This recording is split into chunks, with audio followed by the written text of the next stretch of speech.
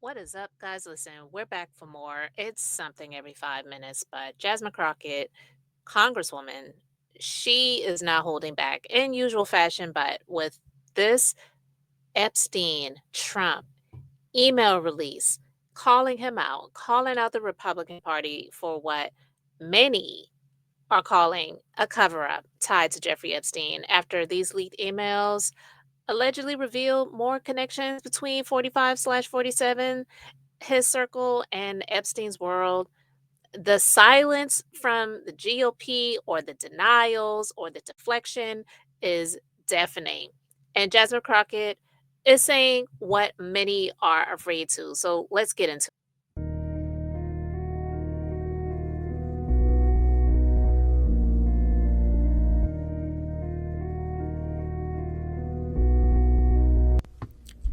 What's up? Welcome to the Being Beautifully Honest podcast and channel. Thanks for being here, being subbed. If you're not, hit the button. And if you're listening on YouTube, hit that like. It's like walking in the room and hitting that light switch. Let's brighten up the place and get into the politics and BS. Here we are, guys. It has been an explosive day of exposure when it comes to 45/47. And Congresswoman Jasmine Crockett, she's been one of the few Democrats with the courage to confront him directly. And now she's blasting the Republicans. They're they're acting as if this doesn't exist. It's not a real thing. Or like 45/47 called it, a Democratic hoax, focusing on saying that this is just not real. This is the Democrats making and doing nothing to see here. Keep moving. Apparently, there's a whole lot to see and a whole lot that should be exposed even the more because the fact that there is allegedly a pedo as president is extremely disturbing and something that people should not be ignoring. These recent leaked emails, which appear to show the communication between Epstein associates and people in 45/47's orbit, it's once again raised some serious questions. But instead of transparency, we're seeing silence and deflection. So let's get into what she had to say. Member of the House Oversight Committee and the House Judiciary Committee as well. Congresswoman, thanks so much for joining us. What stands out to you from these emails that were publicly released by the committee today? Yeah, so number one, it is clear that he knew what was going on, which I think that he's kind of alluded to that at some point in time because the president said that he was trying to kick Ghislaine out of Mar-a-Lago because it seems like that's where girls were being recruited from based on information that we have. But more importantly is that he was having conversation, he being Jeffrey Epstein, with Michael Wolff, who is writing this book or trying to put together this book. And in real time, as Trump is running for his first presidential run, we hear or we see that he made it clear that he believes that he has leverage over Trump. And he said that a Trump regime would basically open up, this is me paraphrasing, this is not exactly what he said, but basically it'd be a free for all. And as we've seen, especially in this second term, it's been a free for all where Trump has absolutely pardoned some folk that we know are terrible, and we are waiting on him to pardon Ghislaine Maxwell. I think that that's coming up soon, too. Yeah, an important point indeed. Congresswoman, let's take a closer look at that email from Epstein where he writes to the author Michael Wolff saying this, and it's a direct quote, redacted victim, the name was redacted, Mar-a-Lago. Trump said he asked me to resign, never a member ever. Of course, he knew about the girls as he asked Ghislaine to stop. Obviously, we don't have the full context here, but I'm curious, how do you read this specific email and what it means? Yeah, I think that it is showing that he was well aware and he was trying to cover his tracks at that point in time. And I think that that's what you saw from Jeffrey. Obviously, it'd be better if we could talk to Jeffrey today, but it was very interesting that ultimately Jeffrey Epstein died sitting in prison during Trump's administration. We had on Representative Marlon Stutzman earlier. He's a Republican, and he tried to make the case that President Trump is the most investigated person in the world, and he has not been accused of any criminal wrongdoing here. What do you make of that? Listen, they will do and say anything to cover themselves. You know, I will admit that Donald Trump has been investigated more than the normal, but he just happens to be more corrupt and more criminal than any other president than we've had. I will point out he is the only president who has been convicted of 34 felony convictions that we've ever had in the Oval Office. So while we don't know exactly what crimes he may or may not have committed, just think of it this way. If you know that you didn't do anything, then why is it that you would be twisting members of your own party's arms, trying to get them not to release it? This would be exonerating. If you know that you are free and clear, then why not say, you know what, release the files? Exactly. If you didn't do anything wrong, what is the problem? We already know. In fact, he campaigned on releasing the files because he didn't realize that anything that he was involved in whatsoever was involved in the files. But let me tell you something. Another thing that was said in that other email that he had with Michael Wolff was he was talking about if he wants to basically play hardball, we will make mention of the fact that he really has been on the plane. And I don't remember if it mentioned the island. Let's actually put that email up just so our viewers can fully understand what it says. I just hope the control room can put this email up. It says, I think you should let him hang himself. And this is in response to a question of whether CNN would plan to ask Trump in the town hall about the relationship with Epstein. Epstein said, how do we craft an answer for him? And Michael Wolff says in this email, I think you should let him hang himself. If he says he hasn't been on the plane or to the House, then that gives you a valuable PR and political currency. You can hang him in a way that potentially generates a positive benefit for you. Or if it really looks like he could win, you could save him, generating a debt. Of course, it is possible that when asked, he'll say Jeffrey is a great guy and has gotten a raw deal and is a victim of political correctness, which is to be outlawed in a Trump regime. Yes. That's the full email. Yes. That is clear that Jeffrey Epstein had something to hang over his head. Why else or how else could you have a debt that you are able to? Now, exactly what it was, who knows, right? And that's what we're trying to get to the bottom of. And the fact that we all are sitting around talking about this as if it isn't something going on. We already know it's something going on.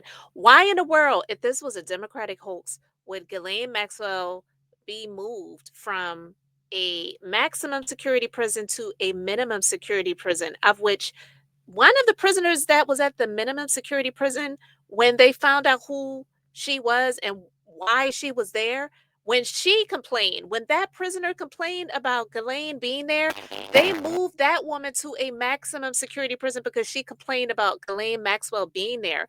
What world are we living in right now? This is like literally an alternate universe, the Twilight Zone. It's unreal. But the fact that Trump does not want these files to be out, to me, says that he has more to hide than him actually being able to exonerate himself. And then the other email talking about that we used initially, I'm just trying to find that email so I can be really precise here, but it talks about how Epstein is emailing Maxwell saying that Trump was with a victim at his house for several hours. This is an email from April 2nd, 2011. Republicans are saying that that victim is Virginia Giuffre. As you know, she died by suicide. She's been very outspoken. Jeffrey Epstein. Here's the email right here on your screen. She wrote a book, as you know, and she did not accuse him of any wrongdoing. What do you make of that? And can you confirm that? Yeah, I don't know. Obviously, it's redacted who the victim is, so I won't necessarily take the Republicans' word on who it is that's redacted. And I don't know why they would necessarily redact someone's name who is deceased at this point. The Democrats did that, though. The Democrats redacted. No, I understand. Okay, but I'm just saying, like, our biggest concern is to actually make sure that we are protecting victims. And obviously, she wrote a book. She told her truth. Whether or not she told everything, who knows? Again, another person that we can't talk to because we have yet another side around this. So I think that that's actually one of the things that we should talk about is that the president has tried to call this all a hoax. I don't think you have this many people dying around a hoax. I don't think you have somebody trying to hide files around a hoax. We know that there's something there. We know that his own attorney general had to admit that he is in the files, but they are trying to hide stuff. The only reason that we have these emails is because we were able to get them from the estate, not because the Department of Justice was releasing information, not because Kash Patel was releasing information, even though they've had subpoenas from the Oversight Committee for some time. Kash Patel continues to hold back information. So I thank God that there is somebody that still respects the law and still respects subpoenas in this country, but it's not the people that are in power to do it, the people that actually conducted the investigation. Imagine what we may discover if we got the investigatory information versus getting something from an estate. Well, listen, this situation, you know that old saying, where there's smoke, there's fire. This is a freaking forest fire. This is like the fire of the size of California, where many people's homes were taken. This is so hot. It's like excruciatingly just like blazing. And she said it best, you know, if this were anyone else, they'd already be in custody. But when it's him, there's always an excuse, a distraction, a lie, well, there's nothing to see here. There's other things that we need to be focusing on. It's the Democratic hoax. And honestly, she's right. She is one of the few people that has been brave enough to stand up and speak out about this. This is a big deal. This should be taken seriously. Think about in the past how Republicans used to weaponize morality against everyone else, but when it comes to this, it's like crickets. It's deflection, it's blame, it's a Democratic hoax. Biden and Obama made it up. What? This is not about partisanship. This is about not protecting alleged pedophiles. If you're preaching about law and order and, you're out here doing the things that you're doing with people who are just trying to live, picking them up off the streets, throwing them in the back of box trucks and Penske trucks and U-Haul trucks and whatever, and putting them in ICE detention facilities.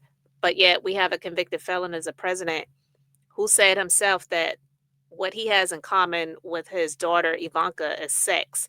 What man who does not have pedophile tendencies says something like that about their daughter? That is disgusting. You know, so this is a system that protects the powerful and exploits the vulnerable. And I'm glad that people like Jasmine Crockett are putting a light on this hypocrisy, speaking out. We don't know what's going to come of all of this, but it just seems like there's something new every 5 minutes. I can't keep up. It is exhausting. But like Jasmine Crockett also said, something that's a hoax like this, why are all of these people dying around this subject? Jeffrey Epstein, no longer here. The brother believes that his life was taken by someone. He didn't take his own life. Virginia Giuffre, one of the victims. Even after so-called getting justice, which it wasn't really justice, but so-called getting justice in the justice system with in terms of money, she still took her own life, allegedly. And you have Prince Andrew. Why can a prince be removed from his position, but we can't take a president out of his position? This is outrageous, guys. I want to know what you guys think about all of this. So let me know your thoughts in the comments. Thanks for being here, liking, and subscribing. I'm Beth, just being beautifully honest. So until next time, I wanted to keep it brief, beautiful, and now I'm going to say bye.